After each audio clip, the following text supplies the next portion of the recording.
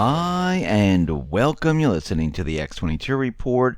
My name is Dave, and this is episode 1444A, and today's date is December 10th, 2017, and the title of the episode is Central Banks Are Ready to Fight to the End to Protect Their Economic System. Now, before I get started, I just want to make an announcement, and I uploaded a new interview with David Morgan. It is on the X22 Report Spotlight YouTube channel. So if you go over to YouTube and you type in X22 Report Spotlight, it'll bring you right to the video. Or you can come over to the x22report.com site or newsentinel.com. Scroll down a little bit, look over to your right-hand side. You can play the interview right on the site. Or you can go to Steemit. That is steemit.com/@X22Report, and you can play the interview right on Steemit. Let's get into the economic collapse financial news. Now, we've been talking about the retail market, the restaurant market. We've been talking about GDP numbers and how the central bank is destroying the entire economic system. Now, remember, their entire plan is not to make everything better. It's to make themselves better off. And they use this system to create debt, devalue the dollar, and make sure that everyone has to pay into the system. And this is a way they keep control. Now, as we see the economy deteriorate, we see all different things happening. One, we see that, jobs are lost, retail declines, we see traffic to restaurants, that is drying up. And when we look at restaurants, we can see that traffic is down by 2.5%. We see that from a year ago, it is down by negative 3.3%. And when we look at the entire situation, restaurants are going to struggle. Why? Because certain states, they are slated to raise their minimum wage over the next 5 years. California, for example, is set to raise their minimum wage by 10% per year for the next 5 years. And if they do this, what happens is restaurants then raise their prices in the restaurants, and people then stop going to restaurants. Now you say, oh, that's ridiculous. We're already seeing it because remember, people are not getting the same cost of living wages. The value of the dollar is continually declining. As it declines, it is worth less, which means we need more dollars to pay for the same exact item. And as people lose their jobs, and as the value of the dollar decreases, and those people who are employed don't get raises, guess what happens? It gets worse and worse. Remember, we've been raising the minimum wage for many, many years. This is nothing new, and it's never helped because what happens is it helps for a short period of time, and then once that period of time is over, guess what? You need to raise it again, and again, and again, and again. And eventually, what happens is it will never help out at all because the central bankers have designed it so it would never help. And this is what we're seeing right now. And we can see over the many years, restaurants are going to have a huge amount of problems. Now, let's look at some of the stats of as the wages increase and as the prices increase in the restaurant, how many jobs are going to be lost. So if we look at California, for instance, where we said they're going to be raising the minimum wage 10% for the next 5 years, we see that California is slated to lose around 700,000 jobs by 2025. If we look at Arkansas, we're going to see they're going to be losing around 17,000 jobs. If we look at Arizona, by 2023, they're going to be losing around 90,000 jobs. And this has been happening all along. This is nothing new. This is why when we look at the retail industry, this is why we look at all the different industries, we can see that things are rapidly deteriorating. And these companies like McDonald's and the rest, they look at this and say, you know something? If you're going to keep raising the amount that people get paid and it costs us more to do these things, we're going to switch to robotics. And this is what a lot of these restaurants are doing, where they're flipping hamburgers. You don't need a real person anymore. And a lot of these jobs are going to be going away. Some of the jobs that we can't be replaced by robotics, guess what? They're very difficult to find. And what they're doing is they're saying, okay, we used to have 3 people here doing this job. Now maybe we'll have 2 or maybe 1 person doing the job because we're looking to save money.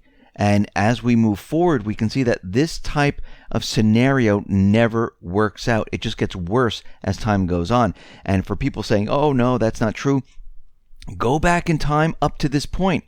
Look at everything that we've been discussing. Look at what has happened since they raised the minimum wage, as they reduced the interest rates, as the value of the dollar decreases. This central banking system cannot support the economy. It doesn't work that way. It was never designed to support the economy. I mean, think about this for a second. The Census Bureau came out with this new study, and the millennials today, they're living with their parents. Now, we discussed this before, because people who go to college, who have these huge amount of student loans, they can't find good paying jobs. And since they can't find good paying jobs, they can't pay off these loans. So the government came in and they said, listen, whatever you're making, we're going to spread it over the, whatever it is, 15 years, 20 years, 30 years, and we'll make your payments very, very low because we know you only have a part-time job. Because you can't find a full-time job where you're making a nice high paycheck. And what we've learned is that most of these individuals, they're living with their parents. Roughly 1/3 of all millennials live at home with their parents, and their parents are using their retirement funds to pay for their children. Now, NerdWallet did a new study, and it's saying that there is a devastating impact on the retirement savings potential of the parental units, those parents who have their children living at home. And what they're saying is that they're losing a huge amount of their retirement funds because they're paying for their kids' expenses like clothing, food. They're paying for their automobile. They're paying for all these things, and they're saying this is going to hurt these individuals moving forward. Now, most adult children are living with their parents for more than a year after they turn 18. Almost 3 in 5 parents with kids 18 and older, 59%, have had adult children living with them for more than a year. Over 1 in 5, 23%, have had adult children living with them for more than 5 years. On average, these parents say the longest period of time they have their adult children living with them is about 4.5 years. And we see right now that they're paying for their health insurance, like I said. They're paying for their entertainment, their car loan, and some of them are getting allowances from their parents. And we see right now, this also cannot be sustained because this is going to hurt the next generation and the next generation. And we already see this happening, where it's already taken effect and everything is completely falling apart. Now, the central bank realizes this, and this is why they're trying to move the system someplace else. And they're having a very difficult time because their plans were to have a war, to have an event, and none of this is really happening. And then we had Bitcoin pop up, and this was created by Satoshi Nakamoto. Bix Weir believes that this is Alan Greenspan. It might be. We don't know. We don't know exactly who Satoshi Nakamoto is. And he created the Bitcoin Genesis block on January 3rd, 2009.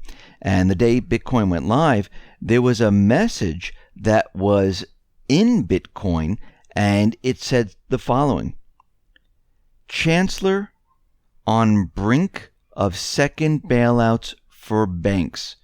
Now, there's an ongoing debate as to its significance. The message was arguably a commentary on Satoshi's less than favorable regard for the banking system.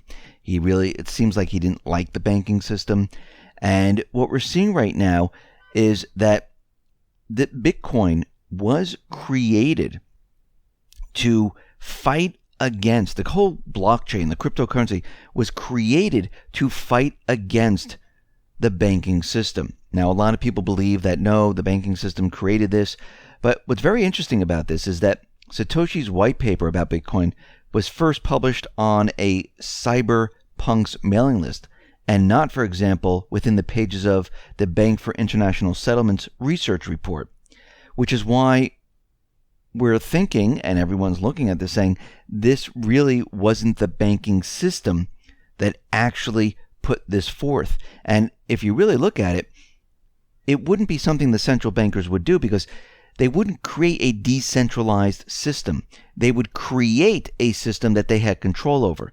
And we can tell that they don't have control over this. This is why they're creating a future market for this.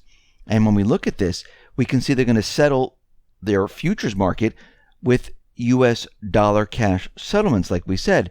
And this is going to be by the CME Group. But what's interesting about this is that this is a London-based company whose founder and sole director is from Goldman Sachs. Now, when we look at this, we can see that there's a company called Crypto Facilities Ltd.